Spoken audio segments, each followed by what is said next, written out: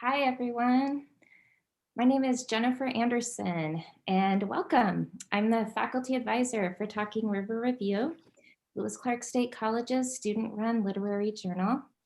I'd like to thank LC State and the Institutional Development Grant for their generous support of this event, as well as my colleagues in the Humanities Division for sponsoring it. Created in 1982 and named after writer and environmentalist Wallace Stegner, Lewis Clark State College's Stegner Lecture has long been a literary and cultural highlight for our community, featuring discussions about the writer's relationship with the physical and psychological territories in which they reside. Tonight, we are proud to have poet and essayist Leah Purpura with us as she reads from her newest collection of essays, All the Fierce Tethers. Customarily, Stegner lecturers spend a couple of days with us here at LC State, visiting a class or two and interacting with students and faculty alike. Though this is not presently possible for obvious reasons, we are grateful that we can carry on our college tradition in a virtual setting. Hopefully, we will not have any technical difficulties, but if we do, please stay tuned in, and thank you in advance for your patience. Jade Moosman, an LC State Publishing Arts student, will introduce Leah. After the reading, there will be a Q&A, which humanities instructor Kimberly Tolson and I will moderate. So please send your questions via YouTube chat. In the event that the chat feature on YouTube does not work, you can also email me your questions to jsanderson, that's ANDERSON, at lcsc.edu.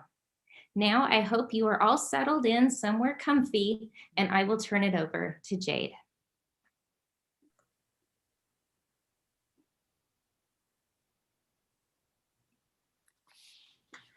Hi to everyone watching. I hope you're doing well. I am excited and honored to introduce Leah Purpura for this live streamed Stegner lecture. Leah Purpura is a poet, essayist, and educator. She currently lives in Baltimore, Maryland, and is a writer in residence at the University of Maryland in Baltimore County. She also teaches at the Rainier Writing Workshop in Tacoma, Washington. She has often lectured and read around the country. Due to COVID-19, she has not been able to visit LCSC this year, but we are grateful and happy to have her do a live stream today. Leah has been a very prolific writer, having published 4 collections of poems, 3 collections of essays, and 1 collection of translations. Her published essay collection, titled On Looking, qualified her as a finalist for the National Book Critics Circle Awards, which are a set of prestigious annual awards to elevate outstanding English literature. She has received 4 Pushcart Prizes, which are also literary prizes published by Pushcart Press to honor excellent poetry, short fiction, and essays. She has also been awarded many fellowships from the Guggenheim Foundation, the NEA, the Maryland State Art Council, among many others. Leah has been published in many literary magazines, books, and anthologies, including the recent Best of Brevity, which currently my nonfiction class, taught by our host tonight, Jennifer Anderson, has been reading. Today, Leah will be reading from her newest collection of essays, All the Fierce Tethers. She published this in 2019, and the book includes 20 essays. I'm happy to recently have received a copy of this book from Jennifer Anderson and have already read it all. One essay that I kept returning to is the very first one, called Scream or Never Minding. This essay spoke to me because it expressed sentiments, emotions, and thoughts that I've had before but have yet to write down or say in the way I want to. It is a message that many have heard before, but the message is so it's so important that it should be and is said more than once in different ways. In Scream or Never Minding, Leah writes about negative effects caused by people for the sake of convenience. Her first example discusses wasting the tin containers that mints come in. How many of those are thrown away instead of repurposed as coin or button containers or whatever creative use someone might come up with? Or how often do people think about the living conditions of animals used in mass production? How much value does the original Mona Lisa have when it's printed all over shirts, mugs, binders, and even socks? Why do we buy disposable plastic water bottles, even though many of us know that they are very bad for the environment? The answer is convenience. Leah's essay leads the reader to consider all these questions, and by bringing up specific examples like these, she opens the door for other questions. One specific thing her essay made me think of is this stack of papers from all the assignments of last semester and this semester, from mail, handouts, and odds and ends of printing and writing. I know printing papers can't always be helped. Recycling is always a good idea. It's something my family has done for years, but I have ended up reusing papers like this before I recycle. Anything I need to write or print that I know I won't need for something later, I put on the back of one-sided printed papers, and I would encourage you to do the same. I could go on and on about Leah's essay and its message, but I would rather you go and read it and the whole book yourself, mull it over, and understand what Leah is trying to get across. And without further ado, here is Leah Purpura. Thank you so much, Jade, and thank you, Jennifer, for inviting me, and to the college at large for hosting my visit. I would be walking your streets because as soon as I land in a new place, I throw my bag in my room and get out and walk and try to situate myself and feel what the town or city is all about. So I'm going to do that virtually as best I can, and trust that you're out there, and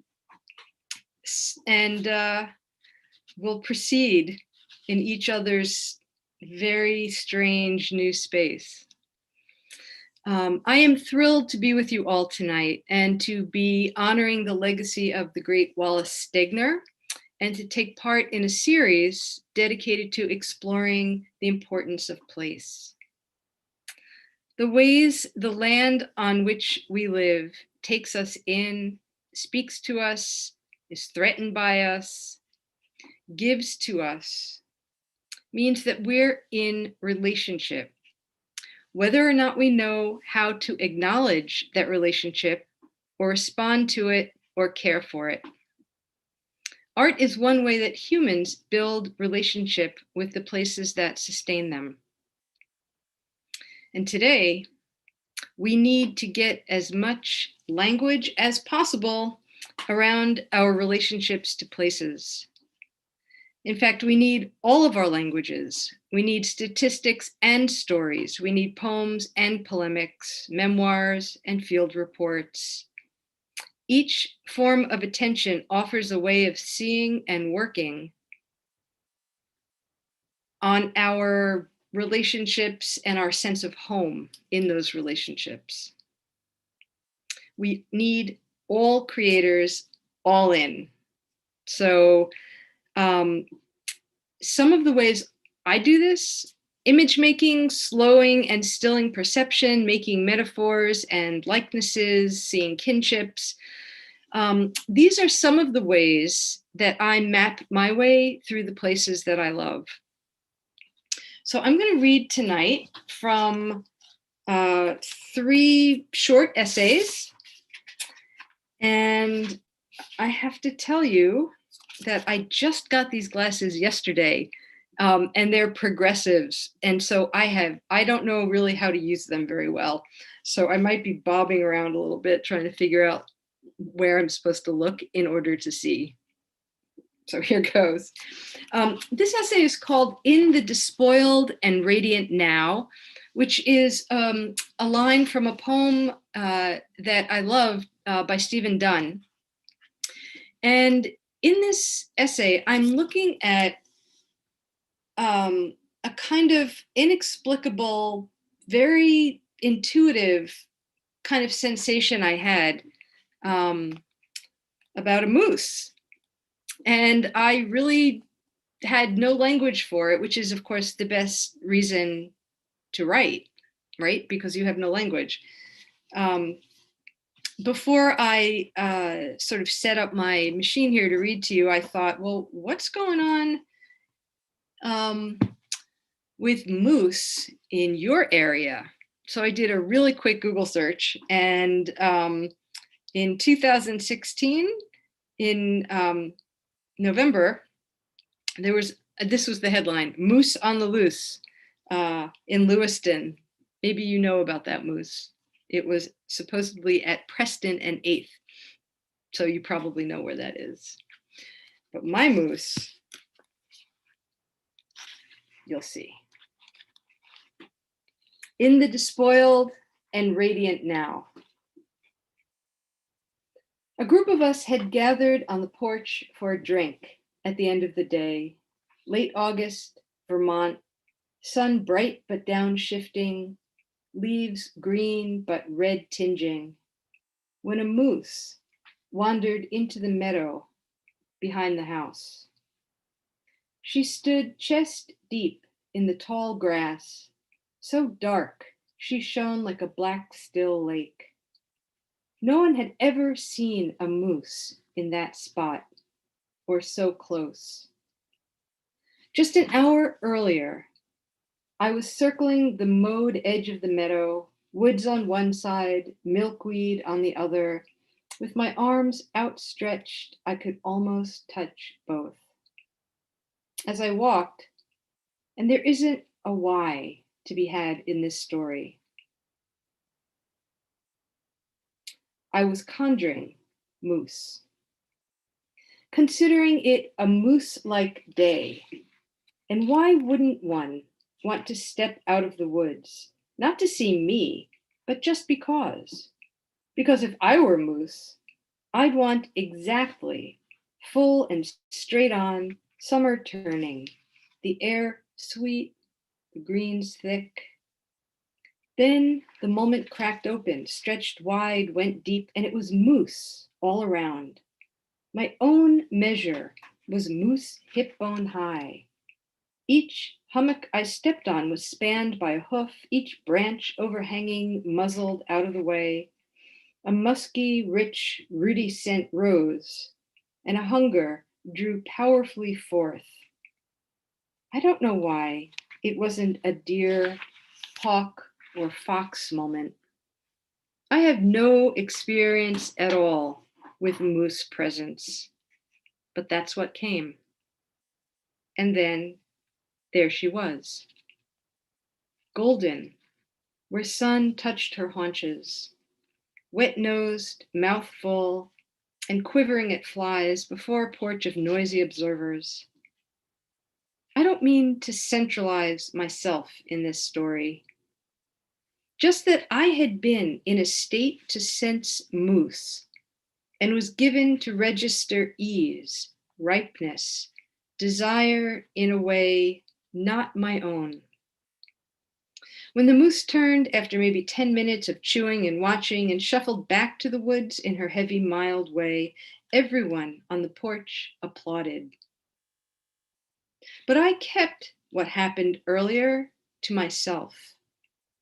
Telling would have made it a footnote, or worse, some kind of groovy synchronicity. That such a moment marked me wasn't a point I wanted to make. What it did mean, though, is such things can be trusted, such moments held and believed. Like yesterday's fast certainty that the very street I live on, the ground below, was suffocating. And all the arterials, rivulets, creek beds, all the would-be nest sites, spots where seeds might have rooted and greened, while not dead, were only partly alive. The chart I consulted on how roads are made, the multiple layers for weight bearing and drainage, the fixed order and variety of materials poured and packed in confirmed it. No simple, cartoonish peeling away, no rolling up of asphalt like a rug would be possible. And suddenly, seeing the road, no, hearing it straining, a sharp insuck of breath, that was an unbidden grief on an otherwise beautiful fall afternoon. A body's desire for sun on flank and the land's stoppered breath in search of release. An unseen moose making herself felt, and stifled land registering in the chest. Such moments arrive, trailing their shine, flagging their ruin. Without words, they come calling, and let their rogue impression be held. That taste in the air of musk and hunger, the feel of a street's very hardened skin. Proof there exist ways of listening one hardly understands. In the despoiled and radiant now, these moments approach, the presence of ease and the presence of ruin, a lit stillness and a dense grief, impossible to unknow, like any great love or loss taken into the body.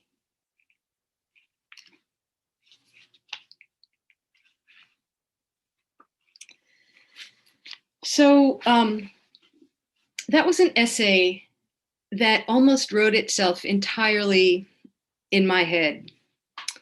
I had the experience of seeing this or feeling this moose presence, which was, as I wrote in the essay, completely bizarre. I'm from Baltimore and New York. I don't know anything about moose. But I knew that's what I was feeling. And then a little bit later, there she was. So I have no way of really understanding what happened. But I remember the sensation of the language coming and sort of affixing to the strange experience. And it was one of those sort of gift essays. And sometimes this happens, you get a sort of gift poem or a gift story, gift essay, and the words are easy and come and you can almost sort of take dictation. So that was a kind of lucky thing.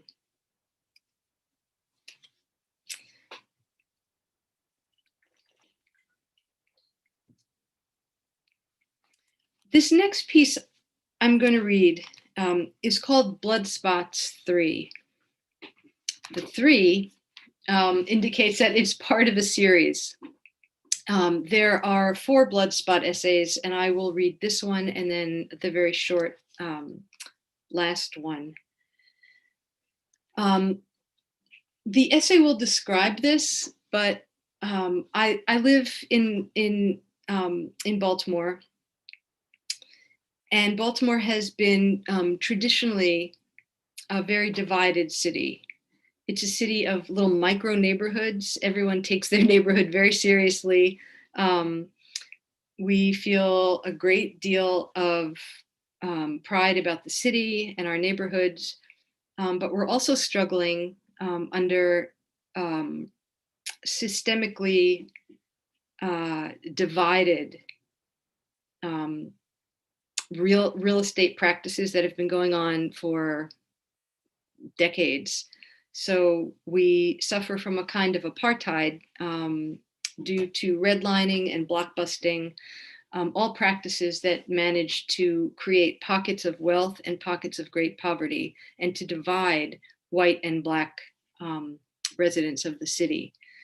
So I live on one side of one of the main dividing lines, and you'll hear more clearly about that in the essay.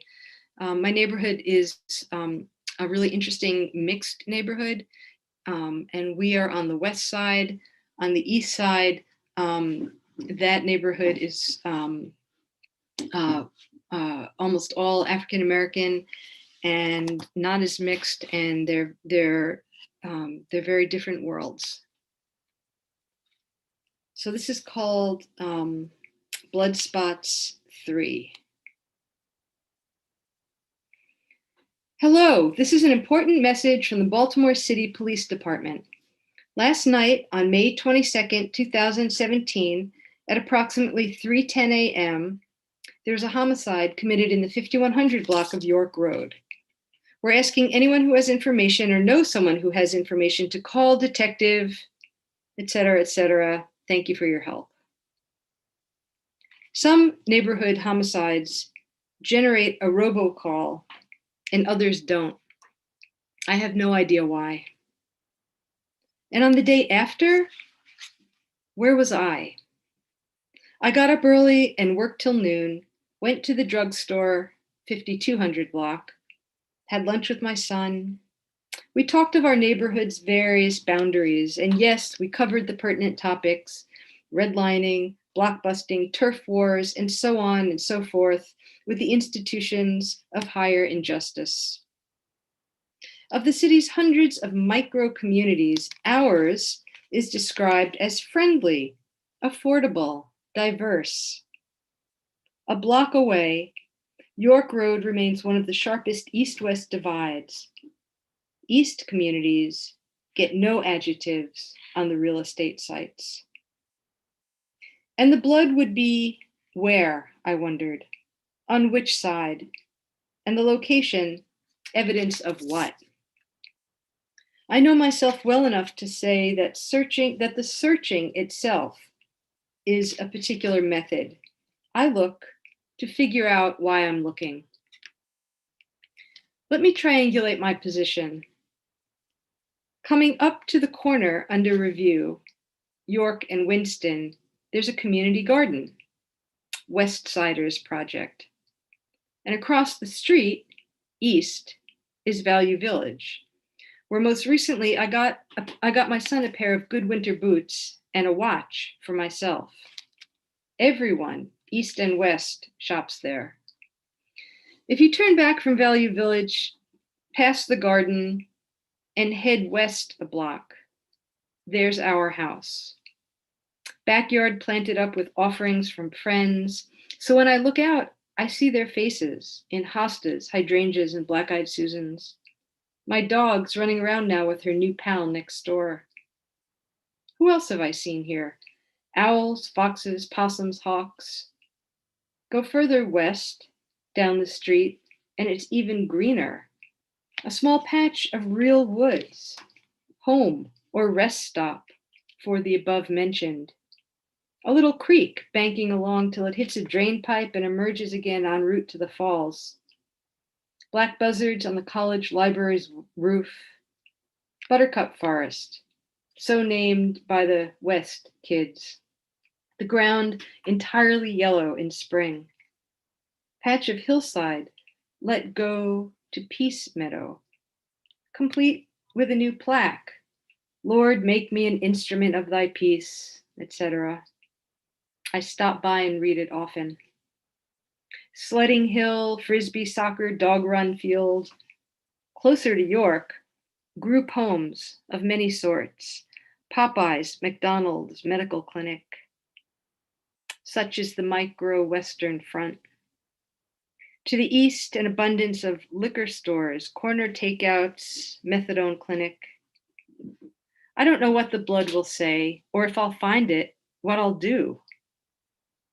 Out here now on the corner of York and Winston on the west side, the sounds I gather extend my looking. A nearby cardinal's, please, please, please, birdie, birdie, birdie. I can see his throat pulsing in a McDonald's tree. Baseline barking the dogs lay in. Something offloaded, dropped very hard over and over, which could be gunshot, but isn't. This echoes entirely different. To describe a fleet-bodied, there and gone light, Emily Dickinson wrote, "Noons report away," and so must have known her gun sounds too.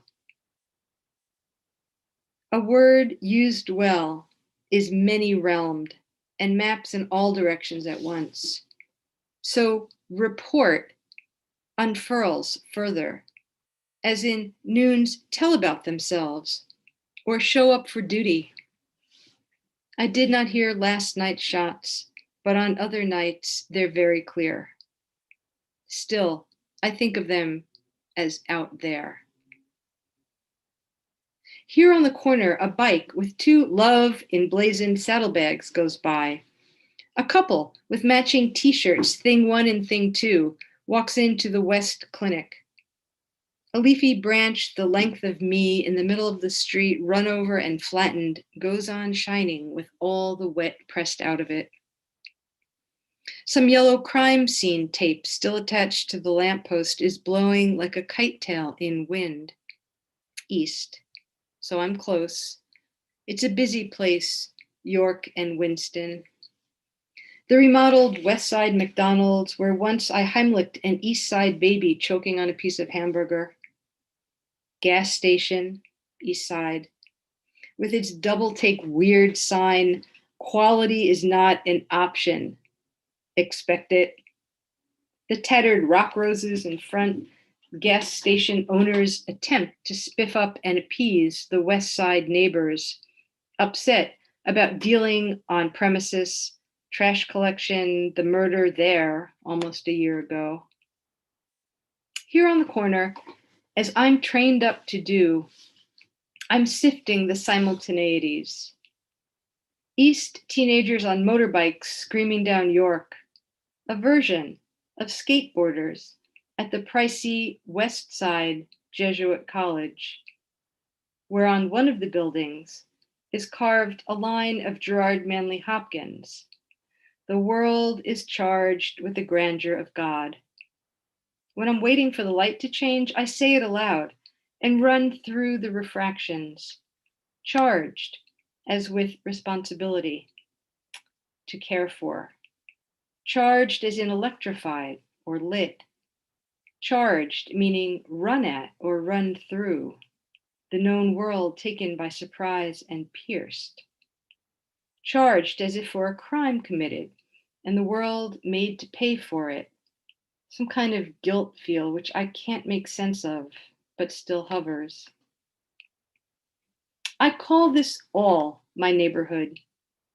When I'm talking to anyone not from here, unfamiliar with the precision carved nature of things.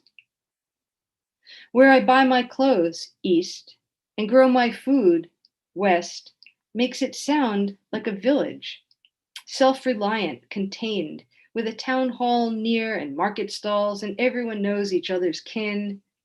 And that last part's true, but East keeps to East kin and West to West. I'm looking around on the east side of the street now, where I don't have much reason to be, where the rules are nowhere inscribed but govern, at the moment, quietly. Except for gas getting and Value Village shopping, this isn't where you belong, they say. And here's a more profound version of the invisibles and the unspokens. The other day I stopped to talk with my neighbor a few houses down who had a load of yard brush to get rid of. He told me it would cost $68 to bring to the city dump with his little trailer. And I said, why not just stuff it in the college dumpster around the corner? That's what I do. As in, oh, wow, sorry, officer, ran out of lawn bags, didn't realize, won't do it again. That's how I'd proceed. He said, quiet and looking off. The feel of his calculation clear. In this, his own neighborhood, that's not how it would go for him. This isn't easy territory to read. The elements keep sliding around. How that awk, awk, awk bird call might also be blood clotting up in a throat from a chest wound. Nothing is still or unto itself. Meanings regroup and retrofit, layer up and multiply. To read the land like a poem is to read for the all dimensions at once sensation, to listen in archaeologically, to navigate constellationally. So a singular moment overrides its fixed place. 3 years ago, when the city exploded just after Freddie Gray died, I met up with some West neighbors who intended to help clean up the shattered storefronts on York, a few blocks from here. We went as a group, some with peace signs, all with brooms, trash bags, and shovels. And as we crossed Woodbourne Avenue, a guy whose business was interrupted looked up and spit and said, yeah, fuck your peace. The offense of peace, imported, marched in, so earnest in its imposition. Fuck your peace, like any poem, unfurling the vast energies within. Here on the corner, west, 3 red lines look like the blood I'm looking for, but I translate them back. Surveyor's marks for the new drain pipes. Then a few steps over in front of McDonald's near bus stop and trash can, fresh scrub marks on the sidewalk, dark at the edges like a sunset cloud. A gray dove of the Eurasian variety, not the white kind with olive branch, lands in the center and pecks at a roll. A small tangle of hair is blowing in circles, taking up with newspaper, half a blunt soda can, everything mingling, touching, reordering. So here they are, the blood spots I sought. Here and not east. Nothing's encroaching. They're not a west anomaly. If where I live is to compass more than one street, I have to say, at my doorstep, not figuratively. Any last-ditch efforts at elsewhereing? It was 3 a.m. and I'm never out then, or he knew the assailant, or deal gone bad, aren't working. None of it's working. Elsewhereing unpoems a place and illiterates me.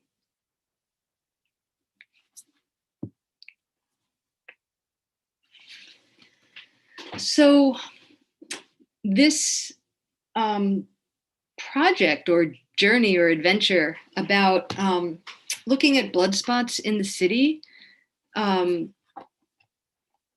took on many different forms. And this one, this is the coda, this is the last one. It's very short. It's just 2 paragraphs long.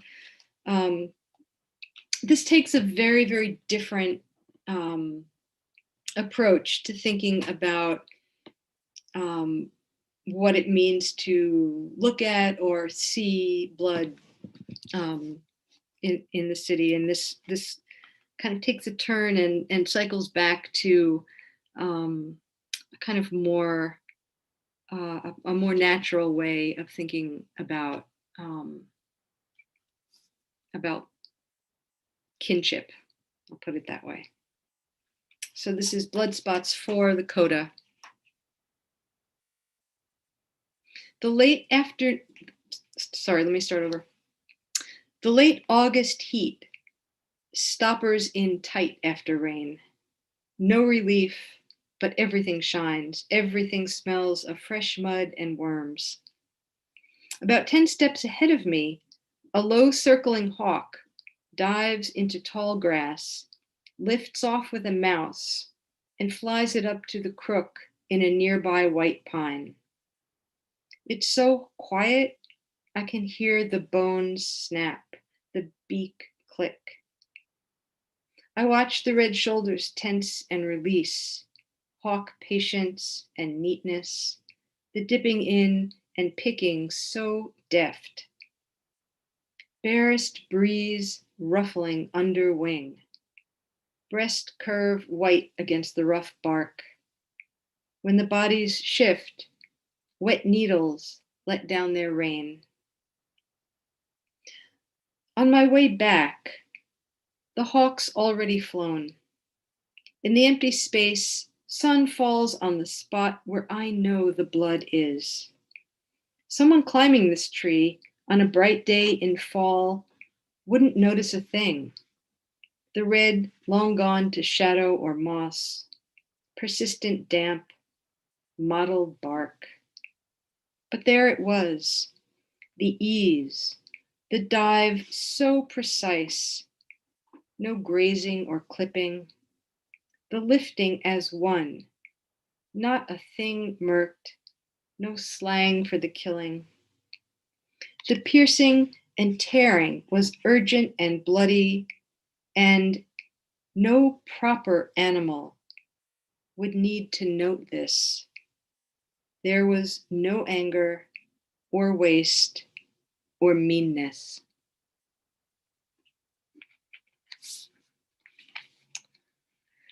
So thank you for listening and being here and being with me and everyone else out there. I am here for questions and answers or questions and discussion.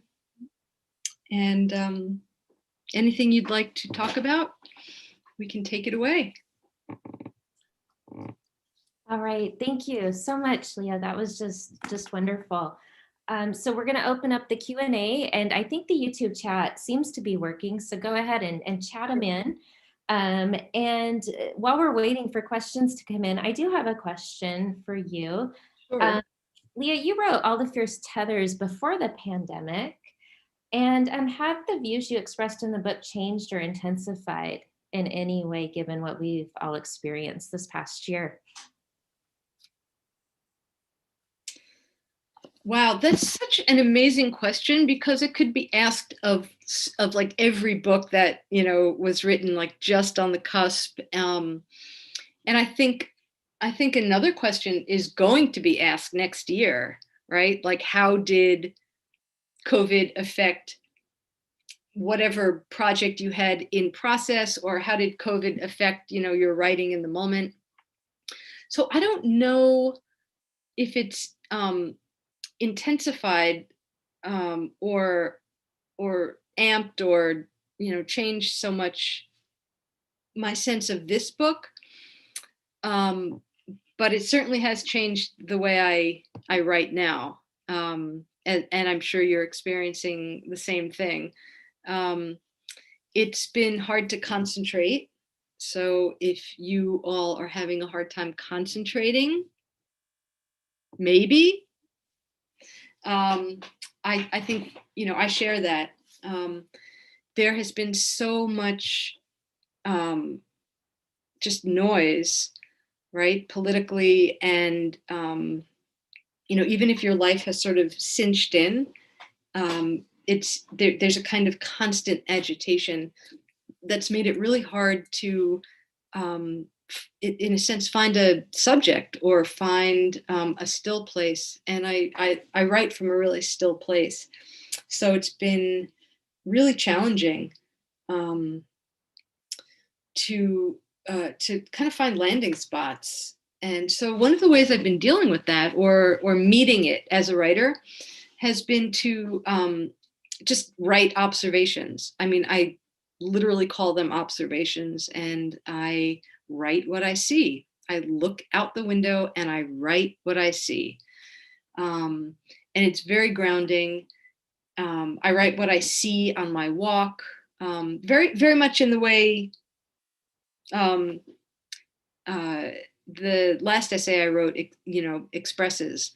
That short piece took place on a walk, and so I'm just doing that really at the moment, and it's that's sort of getting me through. Right, you can always rely on just observation. So that's kind of a long and sweeping answer to your question. No, that was great. That's great. And it's I don't know if it's encouraging to hear that everyone's kind of distracted and that, but I've certainly been feeling that, and others that I have spoken to as well are feeling that too. So I guess there's community in that. There have been a couple of questions come in, and the first here is, you mentioned in your introduction that you love to walk around a city when you first visit. Do you take notes? And or how do you capture your experience, particularly if you want to write about it later? Such a good writer question. Do I take notes? I'm looking for my pile of notes. Yes. Okay. So here is a very typical set of notes, just scribbled on paper. I usually tear off a couple sheets of notebook paper and stuff them in my pocket with a pen. And I do write some things down because I know I'll forget them, and I don't want to forget anything. Sometimes lines come to me when I'm walking, and so, like I'm walking and there's kind of like a rhythmic sense of my body in motion, and a rhythm, a meter, a beat starts, and then language kind of affixes to that. And so I do write that down. And I have a terrible memory, and I really want to be sure that I'm not forgetting something. For a while, I tried just sort of voice messages on, my phone, but I was always out of breath when I was walking. And so when I played it back to me, it was kind of disturbing, and I sounded like, I sound like a crank call to myself. I was like this heavy breather. And I didn't sound like recognizable. And so the words just didn't carry the right effect. So I stopped doing that. But that could work for other people. I'm not saying. I just, sounded like a pervert, and I couldn't listen to myself. And then I do write them down when I get home. I do. Sometimes I'm really busy and I collected a stack of little notes, and then I just go through them at the end of the week, and I do inscribe them in a journal, like an actual notebook, a cheapo, like 99-cent, spiral bound notebook. And so in that way, it's really interesting too to see patterns. If you write things down and then look at them at the end of a week, you can see like, oh, my eye was really drawn to the sky this week. And you'll teach yourself, what you're interested in that way. So. Great, thank you. Yes, there's another question. You mentioned that some essays come easier than others. Can you talk about your revision process, especially in regards to exploration and understanding? Okay, so um, I don't even really think about the process as revision. It all feels like writing to me, and it all feels like exploration. So that was a great word, whoever used that word. It all feels like different versions of exploration. And so even if I can't get to a really full writing session every day, I like to read what I worked on the day before. And in that way, I feel like I'm touching my work, and I can kind of think about it as I'm going through my day. But generally, I find it helps to have a few things going at once, right? So I'm not like monomanically focused on one thing. Sometimes I am, and that can be great. Really great to be just completely taken in. But when I have multiple projects going at once, some poems, some essays, it is true. Some of them feel just more, I feel more agile with some of them than others, or some sort of unfurl more easily than others. And so if I'm feeling particularly energetic, I can work on the ones that are difficult. And if I'm feeling um, a little bit depleted, I can turn to the pieces that sort of are in motion already, and I can do different kinds of work on different pieces. And this is something I have my students do. Like I like to set them up for having a couple of projects going at once, which is a very different way of working than many younger writers are accustomed to, right? They're accustomed to doing like one thing, having it critiqued, and then, revising it. But it kind of takes some of the pressure off if you have a few things going on at once. So I hope that responds to that question. Yeah, thank you. Another question out there. Someone wants to know, what are you reading, or what books would you recommend right now? So many books. If you could see my room, you can see some of the piles behind me, but imagine that on like all sides. So I read recently Richard Powers' The Overstory, or just I think it's maybe just Overstory, which is really an extraordinary book.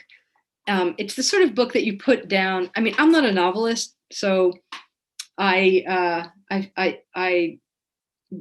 would never be in my stars to write something like that. But my novelist friends were all just blown away at how one person could write that book in like a single lifetime. So it's a series of stories about different characters and their profound relationships to trees. And some of you may have read this or have heard about it. And as a premise, it's almost hard to imagine how one would make that fly, right? Like, what do you mean your relationship to trees? But each of these characters has life-changing interactions with trees, and the kind of research that he did for pretty much every single character's life story and relationship is extraordinary. And it's never the sort of research that makes you feel as if you're reading, a botany text. So that's one thing that's really, really stayed with me. I in the winter, I really like to fall into novels. I read May Sarton's a journal of a journal of solitude. Jenny Offel's Weather. And so, and I'm trying to think about the poems I'm reading. I'm rereading a lot of C.D. Wright and her poetry right now. And I also like to have a few books going at once because I don't always feel like being in the particular world, you know, of a book, you know, for weeks on end. Sometimes I do, but I like to read, you know, so many. So I like to read many different things at once. So Wendell Berry, I'm reading some of his essays right now. So. Thank you. So I have another question for you. When I read All the Fierce Tethers, one thing that really struck me is this need or the importance of connection, connecting, even when the essays that you just read, the blood spots essays, connecting to each other, and then also collecting and connecting to our landscape in urban as well as rural areas. And I'm wondering if you could just talk a little bit more about that. So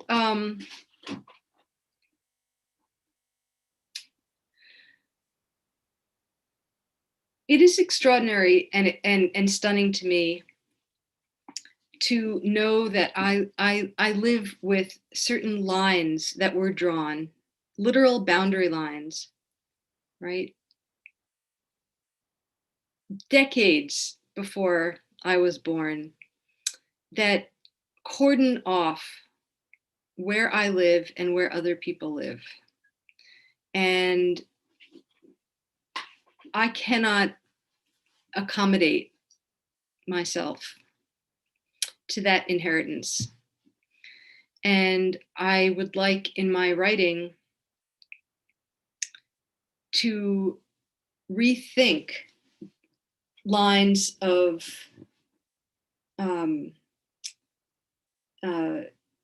I'd like to rethink lines that keep us from one another and that we assent to simply because we've inherited that way of being. It's important to me in terms of the natural world that I am always in contact with certain cycles that I am a part of, that we're all a part of. And we can forget very, very quickly and very profoundly that we are, you know, animals in a cycle, and we are dependent on the elements.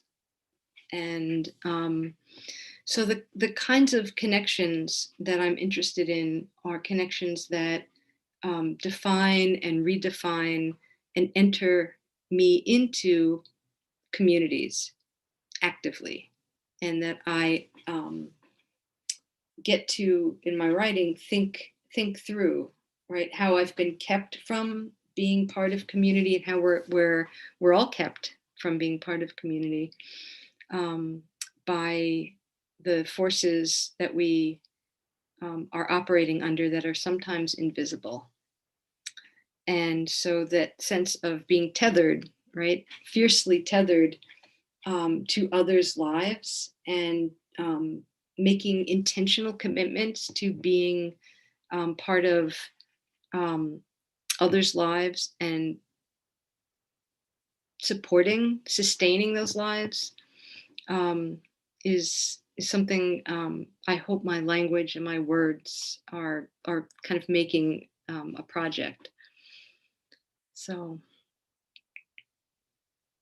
Yeah, thank you. Thank you for that. Mm-hmm. Let me see. I'm going to go back to YouTube here. Kimberly says there's one more question here. One question, what's your favorite class to teach? It's a teacher perspective question. Okay, so like across the board, I love teaching undergraduates. That is my first choice. I love helping people develop a practice, right? And laying in ways of being an artist that they will have all their lives, whether or not they become, writers or editors or anything in the literary field. And I tell my students also that we need hyphenated people on this earth. We need psychologists, dancers. We need biomedical engineer poets. And we need people to, cross lines. And my part in that is, to give people the tools that they need to sustain a creative practice. And so I love teaching really all levels of the essay, of poetry. It's just undergrad for me all the way. I've taught in so many MFA programs as well, but it's a completely different and very exciting kind of realm. And I think I think everyone deserves to touch what is most creative in themselves. And folks in, MFA programs kind of have that figured out in many ways. But to know that you have, the capacity to make things, right, is crucial to like being a whole person. So that's not a specific class, but a kind of specific population, I guess. Yeah, absolutely. Absolutely. Well, it looks like it's 8 o'clock. Our time, it's way later where you 11, it's 11 my time, yeah. Mm-hmm. Thank you for staying up with us tonight so much. And thank you for such a wonderful event. This was really, really fantastic. And a quick thank you to Jade for introducing, and then also to Kimberly for helping me moderate the channel. And to all of you out there who watched tonight, thank you as well. And I guess I'll just say good night, everybody. Good night, everyone. Thank you for coming and having me.